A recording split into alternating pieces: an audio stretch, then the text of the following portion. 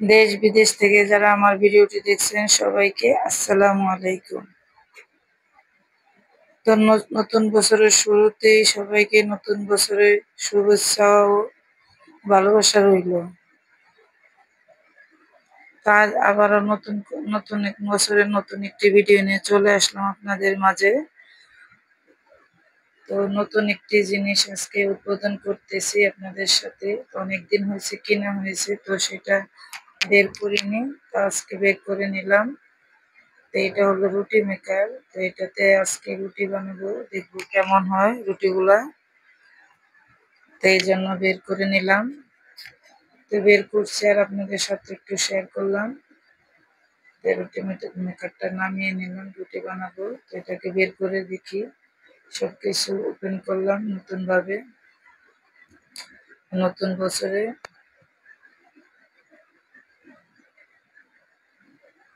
তো কাঠের রুটি মেকারও আছে, তো আমরা ইলেকট্রিক যেটা সেটাই কিনেছি, দেখি কেমন হয় রুটি।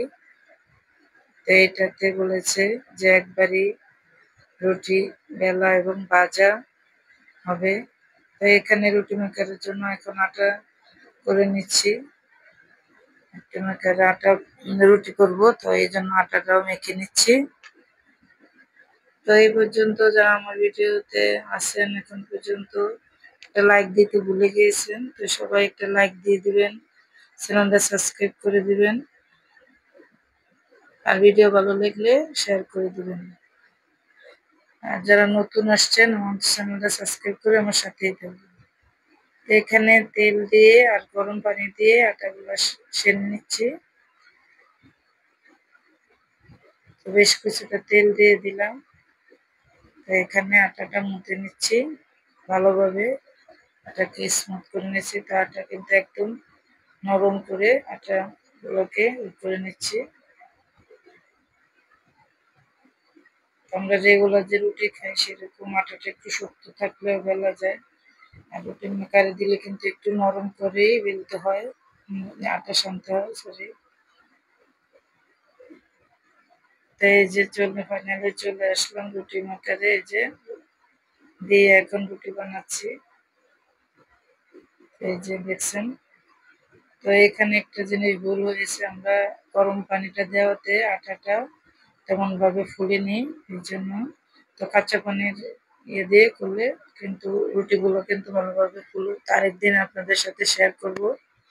তো এখানে চলে আসলাম দুপুরে রান্না বান্না, আর এখানে সাজনা দিয়ে ডাল দিয়ে রান্না করতেছি দুপুরবেলা। তো সেটার আপনাদের সাথে বেশি একটা শেয়ার করিনি। তো এখানে যে এখন মুরগির মাংস রান্না করব, দেশি মুরগির মাংস রান্না করব। তো এখানে আমি এলাচ, দারচিনি, তারপরে গোলমরিচ, লং এগুলো দিয়ে দিলাম, আস্ত কিছু তেজপাতা, আর এখানে আদা রসুন বাটা আর মরিচ বাটা, পেঁয়াজ বাটা। মরিচ আর পেঁয়াজ একসাথে বেটে নিয়েছি, ব্লেন্ড করে নিয়েছি, শেষে বাটা দিয়ে নিলাম একটু। আর এখানে এই যে লবণ দিয়ে দিলাম, জিরার গুঁড়া আর গরম মশলার একটু গুঁড়া দিয়ে দিলাম। তো গরম মশলা একটু হালকা কিছু গোটা মশলা দিচ্ছি, আর একটু গুঁড়া মশলা দিয়ে নিলাম। পরিমাণ মতো হলুদের গুঁড়া দিয়ে দিয়েছি। তো আমরা যেরকম খাই হলুদের গুঁড়া সেভাবেই দিয়েছি, কেউ কম খায় কেউ বেশি খায়। এখন সবগুলো মশলা দিয়ে এখন মশলাটা কষিয়ে নিচ্ছি।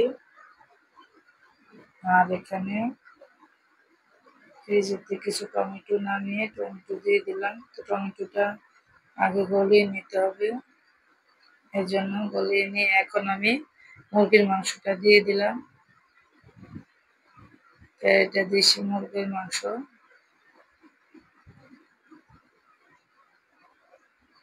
এখন মাংসগুলাকে কষিয়ে নিচ্ছি।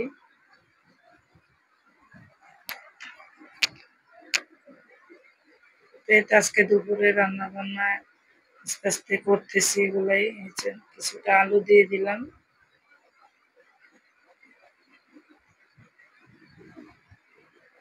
আজকের ভিডিওটা একটু বড় হয়ে গিয়েছে। আজকে যা যা করলাম সেগুলো কিছু কিছু ধরে রাখলাম ভিডিওতে।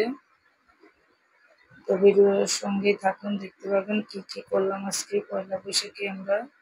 তো এখানে কিছু কাঁচা পেঁয়াজও আবার দিয়ে দিলাম আমি মুরগির মাংস কাটতে। তো সবসময় কিন্তু এভাবে দিই না, মাঝে মাঝে দিই, দেখি কেমন হয়। এখানে এই যে গরম পানি করে রাখছিলাম, তো জলটা দিয়ে দিলাম।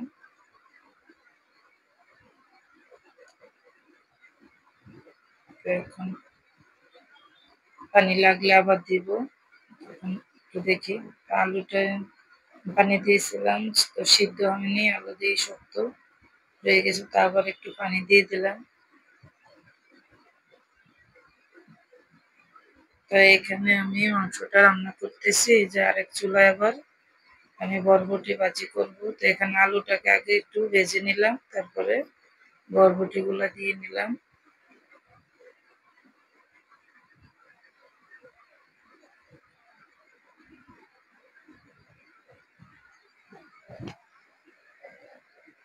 এই তো দুপুরে আজকে যা যা রান্না করতেছি সেগুলাই আপনাদের সাথে শেয়ার করলাম একটু একটু করে।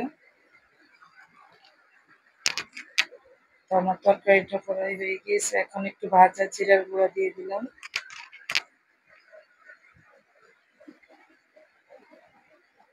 তার মাঝে মাঝে ভাজিটাও নাড়াচাড়া করে দিচ্ছি।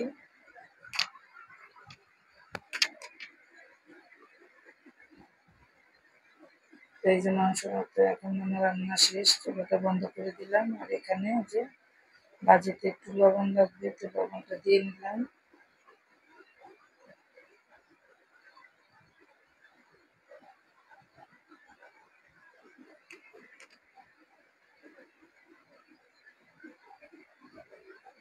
তো ভাজিটা প্রায় হয়ে গেছে, তো একটু নাড়াচাড়া দিয়ে একটু পাল্টিয়ে দিচ্ছি। আর এখানে যে কাঁচামরিচ দিয়ে দিলাম কিছুটা, ধনেপাতা। এখন একটু নাড়াচাড়া করে নামিয়ে নেব।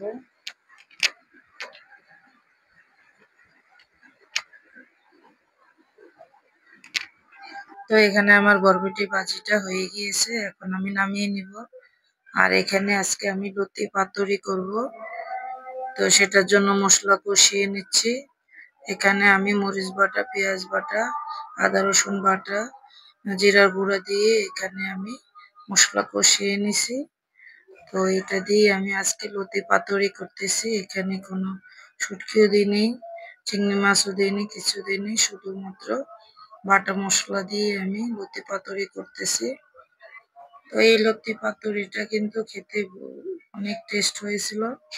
সবসময় তো মাছ দিয়ে শুটকি দিয়ে খাওয়া হয় না, মাঝে মাঝে পাতুরি করে খেলেও কিন্তু ভালোই লাগে। তো এটা এইভাবে খেলে কিন্তু এটাকে লতি পাতুরি বলি আমরা। তো আপনারা কে কি বলেন আপনারা জানাবেন। আমাদের গ্রামের ভাষায় বলে এটা লতি পাতুরি। তো এইভাবে আমরা মাঝে মাঝে খেয়ে থাকি। এখন আমি লতি পাতুরিটাকে এই যে ভালোভাবে, তো এখানে আমি অনেকগুলো রসুন কুচি করে দিয়েছি। তো রসুনটা বেশি করে দিলে লতিতে ভালো হয়, তাহলে আর গলা ধরবে না, গলা চুলকাবে। তো এখানে যে আমি এখন লতি পাতুরিটা প্রায় হয়ে গিয়েছে। তো এখানে আমি দেখার সৌন্দর্যতে কিছু লাল সবুজ কাঁচামরিচ দিয়ে দিলাম। আমি এখানে কিন্তু মরিচ বাটা দিয়ে লতি পাতুরি করতেছি। তো এখানে আমি ঝালের জন্য কিন্তু মরিচ দিইনি, এখানে সৌন্দর্যের জন্য মরিচ দিয়েছি।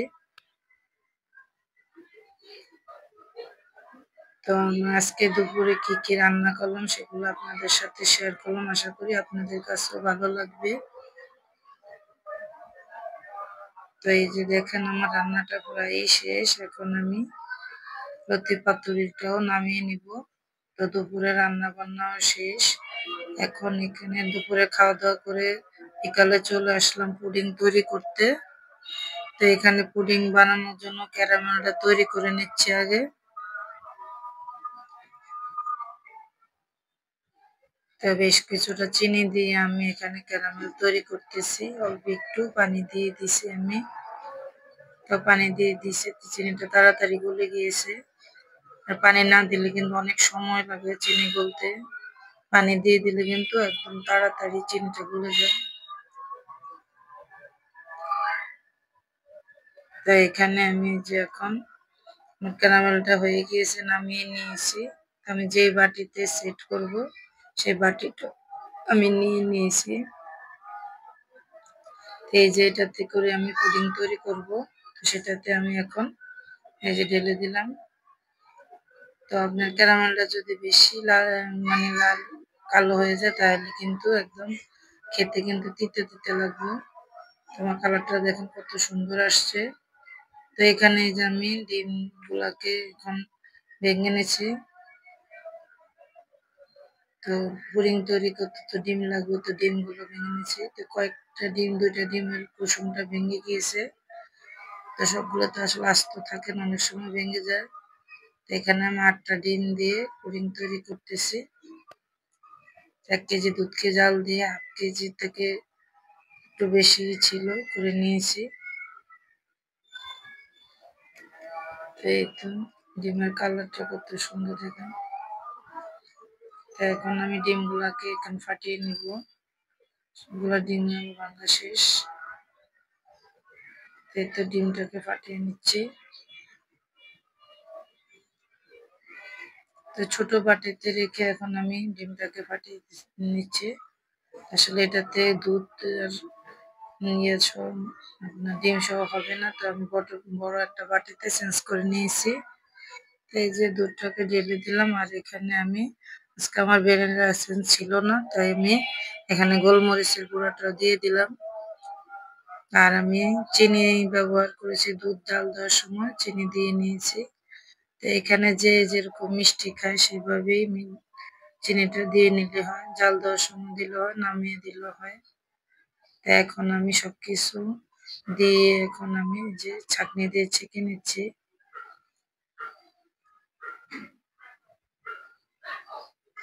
যে বাটিতে আমি ক্যারামেলটা দিয়েছি সেখানে আমি যে ডিম আর দুধের মিশ্রণটাকে আমি ঢেলে দিয়েছি। তো ভ্যানিলা এসেন্স না থাকলে যে আপনার এলাচের গুঁড়া দিয়ে দিলেই হয়, তাহলে ডিমের গন্ধটা করে না।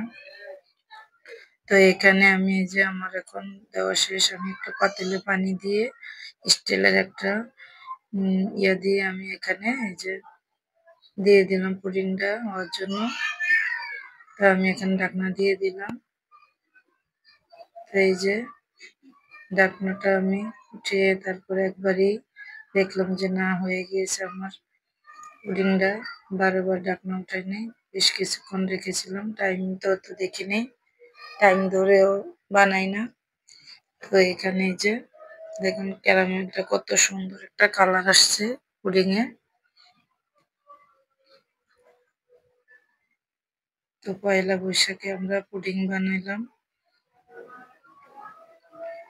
কত সুন্দর হয়েছে পুডিং। মাশাআল্লাহ অনেক সুন্দর হয়েছে, খেতে অনেক মজা হয়েছিল। আমি দুধটা জাল দিয়ে অনেক ঘন করে নিয়েছি, খেতে অনেক ভালো হয়েছিল পুডিংটা। তো এই যে আমার ছোট্ট মামুনিটা বসে আছে এখান পুডিং খাওয়ার জন্য।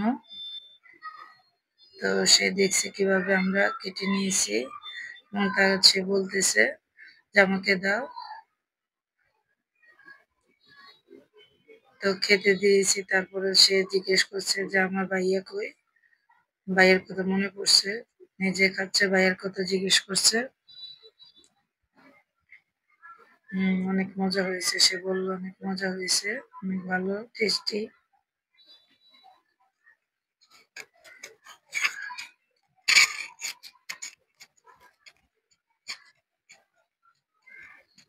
এই তো সে খাচ্ছে আর রিভিউ দিচ্ছে। তো এখানে সন্ধ্যার পরে যে পয়লা বৈশাখ উপলক্ষে আমাদের বাসায় ছোট বড় সবাই হাতে মেহেদি দিচ্ছে। তো সেটাও আপনাদের সাথে একটু একটু শেয়ার করলাম। তো ডিজাইন গুলো কেমন হয়েছে আপনারা কমেন্টের মাধ্যমে জানাবেন। তো এই তো বড় একজনের হাতে দেওয়া শেষ করলো, তো ছোটদের হাতে এক এক করে দিয়ে দিবে।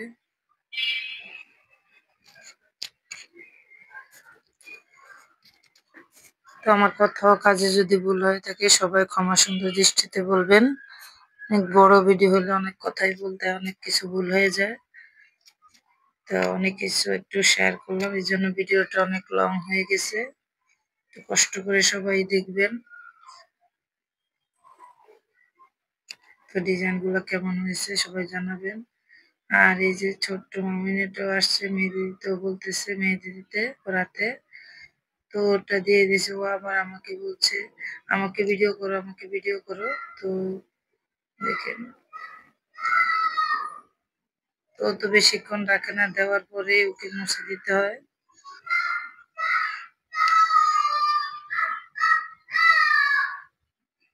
এই যে ওকে একটু হালকা পাতলা দিয়ে দিল ছোটদেরকে। তো বলতেছে আন্টি আমাকে ভিডিও করো, আমাকে ভিডিও করো। এই যে দেখবেন বসে আছে, তাকে ভিডিও করতাম, হাসি দিছে, ভিডিও করতেছে এই জন্য হাসি দিছে। এই তো আবার দুইজন দেওয়া শেষ, আরেকজনকে আবার দিয়ে দিচ্ছে। এক এক করে তিনজন দিয়েছে, তো তিনজনে তিন রকম ডিজাইন করছে, কেমন হয়েছে সবাই জানাবেন। আমাদের পয়লা বৈশাখ আমরা এইভাবে আনন্দ করলাম, কাটাইলাম। আপনারা কে কিভাবে কাটাইছেন পয়লা বৈশাখ কমেন্টের মাধ্যমে জানাবেন। সবাই ভালো থাকবেন, সুস্থ থাকবেন, সবাই সবার জন্য দোয়া করবেন। আমি আমার ভিডিওর পরে শেষ পর্যায়ে চলে এসেছি, আপনাদের কাছ থেকে বিদায় নিতেছি। আল্লাহ হাফেজ, আসসালামু আলাইকুম।